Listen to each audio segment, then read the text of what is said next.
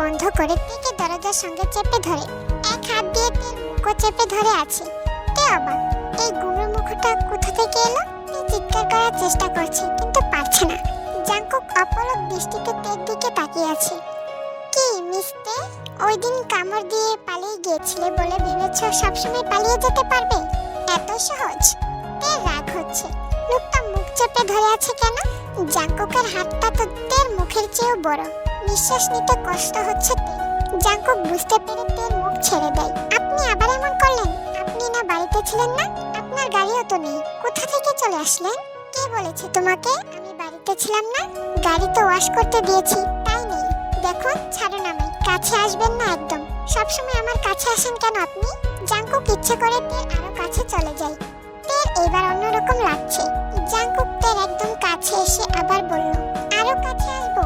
মিশে যাব তোমার সাথে, পারলে থামিয়ে দেখাও। প্লিজ সরে দাঁড়ান, আমার দম বন্ধ লাগছে।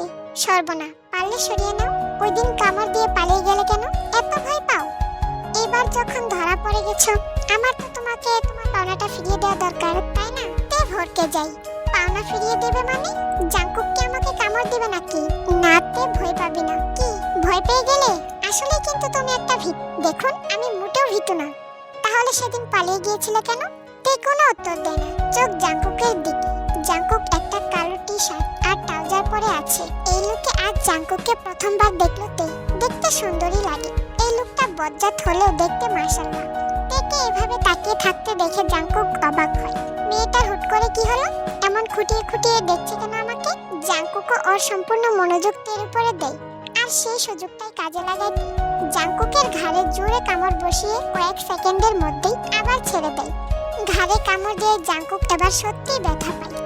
মৃদু আওয়াজে আর্তনাদ করে ওঠে জাংকুক। ততক্ষণে তে দৌড়ে পালিয়েছে। জাংকুক ঘাড়ে হাত দিয়ে আয়নার সামনে গিয়ে দাঁড়ায়। কামড়টা একটু হলেও দাঁতের যে প্রচুর ধার সেটা জাংকুক বুঝে গেছে। ঘাড়ে কামড়ের জায়গাটা লাল হয়ে গেছে।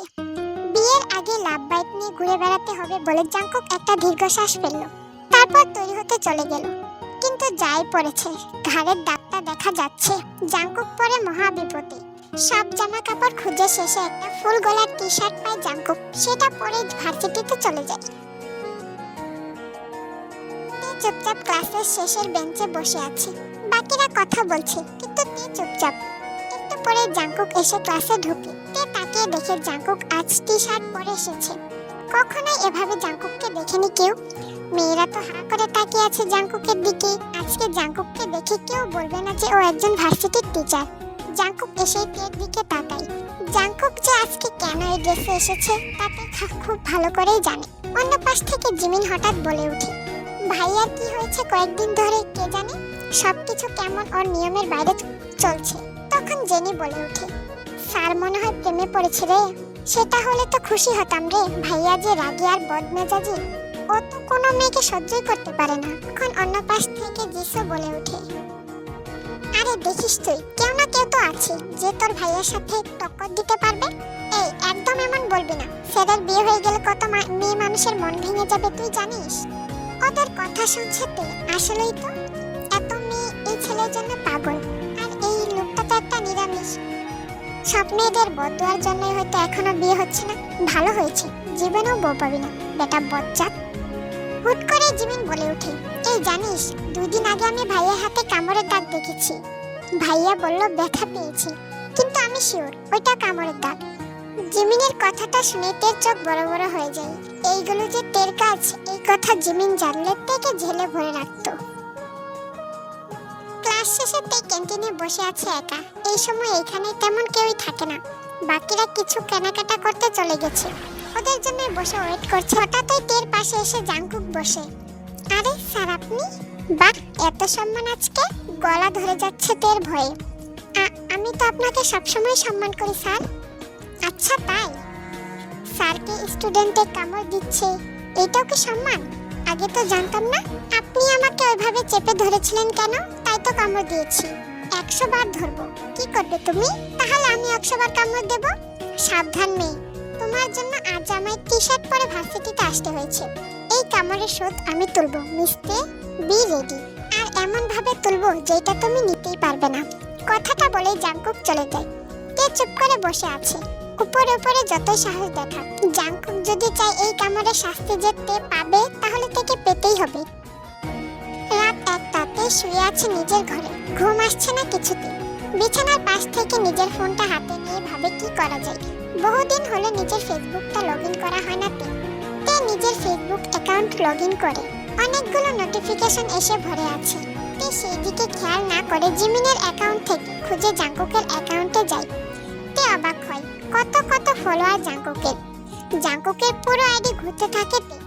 তেমন কিছুই নেই, শুধু কয়েকটা ছবি, আর সেগুলো নিচে শত শত রমণীর প্রেমময় কমেন্ট ছাড়া কিচ্ছু পেল না তে। তে অনেকগুলো কমেন্ট পড়ে, বেশিরভাগই ভার্সিটির মেয়েরা এসব কমেন্ট করেছে। তবে অবাক করা বিষয় হলো জাংকুক কারো কমেন্টে রিপ্লাই করেনি। এটা দেখে তে একটু স্বস্তি পায়। লোকটা বজ্জাত হলো, ক্যারেক্টার ঢিলা না।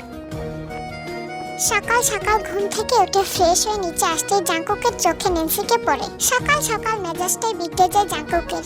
নেন্সি জাংকুককে দেখে এসে জাংকুকের হাত ধরে।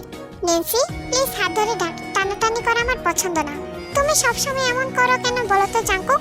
হাতই তো ধরেছি, কি প্রবলেম? অনেক প্রবলেম আছে নেন্সি, আমার হাত ধরবে না তুমি। নেন্সি অপমান বোধ করে হাত ছেড়ে দেয় জাংকুকের। নাস্তা না করে জাংকুক বেরিয়ে যায়। জাংকুককে বেরিয়ে যেতে দেখে জিন বলে ওঠে নেন্সিকে, কেন ওর সাথে এমন করিস বলতো নেন্সি?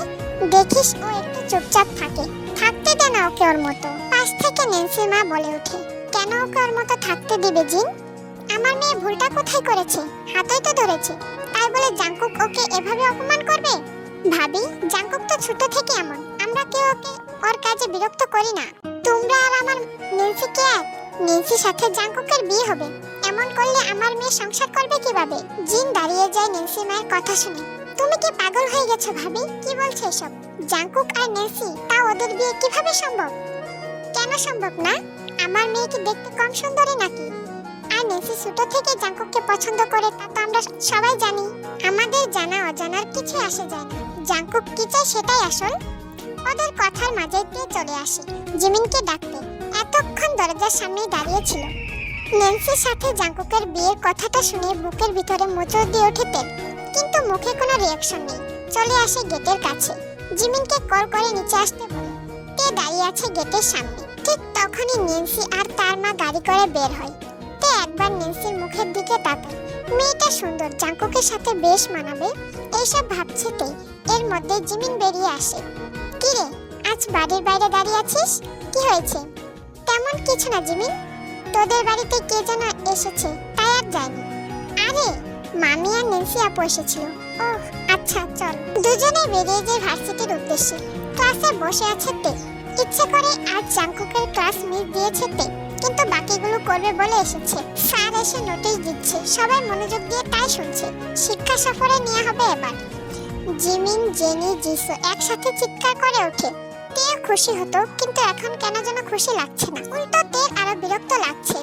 দোস্ত, খুশির উপর খুশি, নবীন বরণ আর এখন শিক্ষা সফর, আমার তো নাচতে ইচ্ছে করছে বলে জিমিন নাচা শুরু করে দেয়। এই তে, এমন চুপচাপ বসে আছিস কেন? আমার তোদের মতো এত নাচার এনার্জি নেই, বুঝলি? তুই তো জীবন ভরেই মরা। ঠিক বলেছিস। শিক্ষা সফরে নেওয়া হবে 3 দিন পর। আজ থেকে টাকা জমা দিতে শুরু করতে হবে। জিমিন দিয়ে দিত, কিন্তু বাকিদের জন্য ঠিক করলো কাল দেবে। তে কিছু বলেনি। টাকা তো আছে, কিন্তু যেতে ইচ্ছে করছে না তে।